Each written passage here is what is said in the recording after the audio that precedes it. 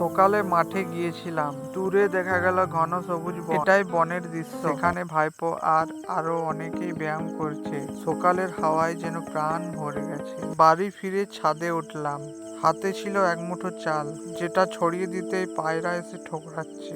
বাইরে এসে দেখি একটা প্রজাপতি উড়ে বেড়াচ্ছে, রোদে আর ডানাগুলো ঝিলমিল করছে, যেন প্রকৃতির নিজের রং তুলি। আজ বৃহস্পতিবার, তাই নিরামিষ। দুপুরে খাবার খেতে বসেছি, ভাত, ঘুগনি, আলু ভাজা, বেগুন ভাজা, আলু ভর্তা আর আলুর দম। বিকেলে পানি ফল এনেছিলাম, পানি ফলের ছাল ছাড়িয়ে খেতে খেতে মনে হলো এই স্বাদ ছোটবেলার মতো। সন্ধ্যায় হাতে তুলেছি তুলি, একটা সিঁদুর কৌটোতে আলপনা। ডিজাইনটা শেষ হলো, কেমন লাগছে কমেন্টে বলো।